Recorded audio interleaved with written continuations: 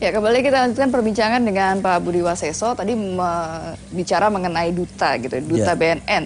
Nah, ini kan duta BNN tadi katakan juga ada artis-artis, tapi duta BNN juga artis, tapi kok sayangnya ada juga masih banyak artis yang terjerat narkoba ini, Pak. Duta itu bukan duta dari BNN. BNN hanya memfasilitasi daripada munculnya duta itu. Dengan dikandung maksud bagaimana duta-duta itu ikut membantu BNN atau negara dalam memberikan edukasi kepada masyarakat tadi, ya. Maka sebagai lapisan masyarakat kita jadikan duta-duta. Umpamanya di artis, ada kelompok artis, maka dibentuklah duta di kalangan artis. Di pelajar SD kita bikin duta di kalangan SD, SMP, SMA dan seterusnya. Sampai mahasiswa. Nah, duta-duta itu di komponen-komponen pemuda, ya pemudi itu juga kita bentuk kelompok-kelompok gitu, ya. Sudah kita buat dikandung maksud tadi tujuannya. Bagaimana mereka ikut menyuarakan di kelompoknya mereka, di kalangan mereka, lebih efektif, efisien dibanding dengan BNN yang menyampaikan dengan keterbatasannya. Jadi kan dengan maksud tadi secara besarnya adalah bagaimana ini bisa semua masif dalam rangka pencegahan tadi. Fungsi pencegahan yang bertujuan untuk menghilangkan dan menekan demand tadi.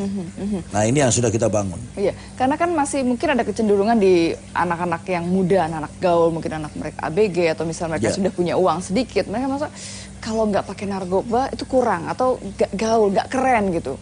Sepertinya masih ada di masyarakat. Bukan masih ada. Ini yang harus dipahami oleh masyarakat dan remaja kita, ya, pemuda kita, bahwa inilah yang sebenarnya dengan tujuan akhir adalah penghancuran generasi bangsa atau negara dengan menggeser pemahaman budaya. Nah, keren itu manakala modern atau keren itu manakala kita mengikuti budaya asing atau budaya barat. Atau yang kekinian. Gitu. Ya, kekinian dianggap itulah modernisasi. Kalau yang kita mengikuti budaya kita dianggap ketinggalan zaman. Salah, itulah pergeseran yang diinginkan oleh negara-negara yang memang berharap Indonesia ini hancur.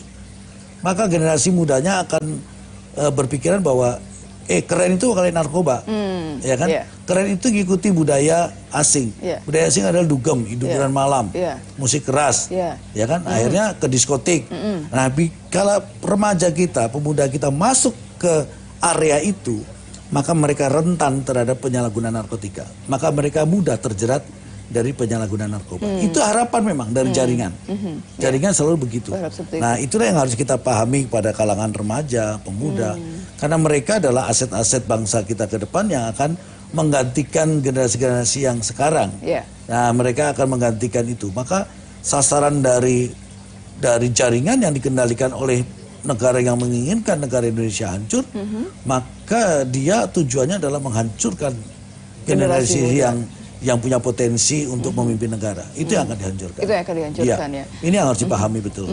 Nah, artinya supaya para mereka yang calon-calon korban ini tidak tergoda, apa sebenarnya bisa dilakukan begitu? Edukasi artinya gini, kita kan tadi ada duta-duta dan kita membuat program-program bagaimana memberikan pemahaman di kalangan-kalangan sesuai dengan stratanya. Bahkan saya sudah membuat konsep untuk bagaimana besok memberikan edukasi kepada seluruh masyarakat bangsa Indonesia ini memahami narkotika dari sudut pandang yang berbeda. Contoh, dari pihak kepolisian, jaksa, hakim memberikan penyuluhan narkotika dari sudut pandang hukum. Nah, Menteri Pendidikan atau Dinas Pendidikan di wilayah itu memberikan pemahaman narkotika dari sudut pandang pendidikan. Menteri Kesehatan, ya kan, dengan Dinas Kesehatan di wilayah memberikan pemahaman narkotika, penyuluhan atau edukasi narkotika dari sudut pandang kesehatan. Menteri Agama pun begitu, dari sudut pandang agama. Sehingga masyarakat ini teredukasi masalah narkotika dari sudut pandang secara lengkap. Holistik, ya. Ya, sehingga tidak lagi masyarakat itu mau mencoba.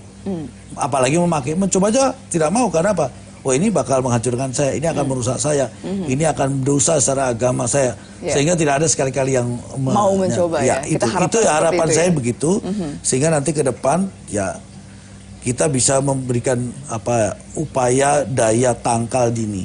Ya, kalau sudah terjadi daya tangkal, maka tadi tujuan kita adalah demand hilang. Kalau demand hilang, nggak perlu lagi supply kita biarkan aja. Jadinya, kan? Nah, seperti kita contoh di negara-negara Rusia, Kolombia, yang notabene penghasil kokain terbesar di dunia. Di sana tuh hanya 3 jenis yang berlaku, yang laku, yaitu heroin, kokain, sama morfin.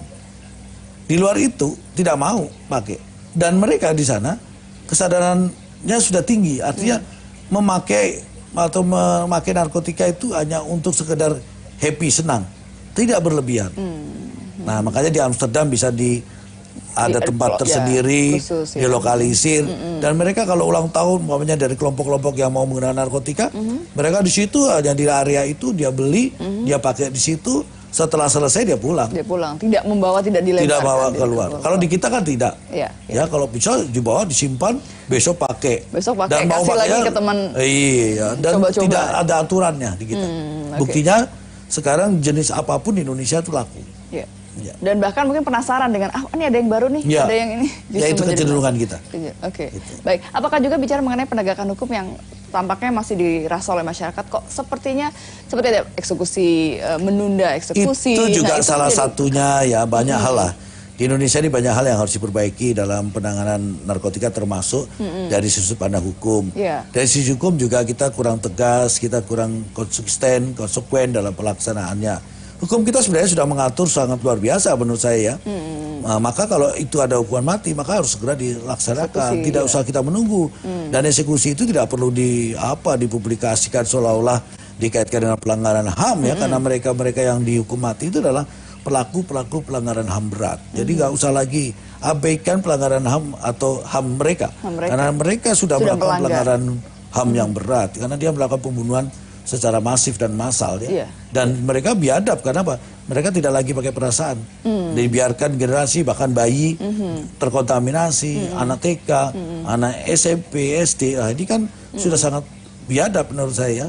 Maka bagaimana kita memberikan peluang pada mereka, ya, secara hukum? Maka saya berbaiknya harus segera tuntas diselesaikan.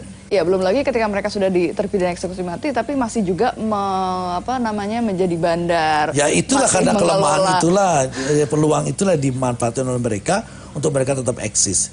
Dimana karena ini menyangkut segi finansial yang kuat, maka oknum-oknum di lapas mudah dipengaruhi dengan uang, ya, sehingga dia mau bekerja sama. Oleh sebab itu pernah saya dengan terobosan, maka dijaganya dengan buaya, karena kan kalau buaya sudah tidak bisa lagi dipengaruhi dengan finansial, itu maksudnya, ya. Disuapnya pakai daging. Iya, tapi walaupun disuap daging sebanyak mungkin dia tetap terekam juga. Tetap diterekam juga. Oke, Pak, tadi saya pas lagi mau ke ruangan ini, di bawah saya lihat ada Vespa, Vespa kuning. Itu apa ini?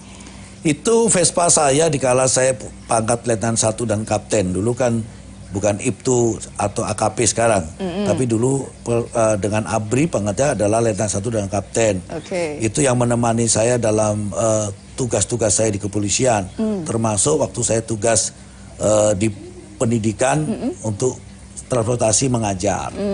Termasuk Vespa itu berjasa pada saya dalam membantu perekonomian saya, karena pernah juga saya gunakan untuk mencari tambahan dengan menjadi tukang ojek.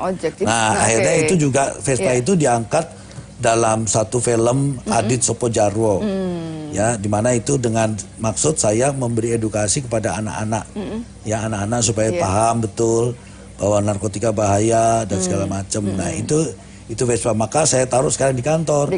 Supaya ini memberikan pemahaman, ya, contoh pada anggota-anggota saya, ya, yang mungkin tidak mengalami seperti saya, tapi menunjukkan bahwa inilah saksi bisu yang mau ngantar saya sampai sekarang jadi kepala BNN. Oke, nanti boleh ke bawah kalau gitu, ya Pak, kita ngobrol di dekat Vespa, ya. Oke, kita akan kembali saat lagi, tetap bersama kami.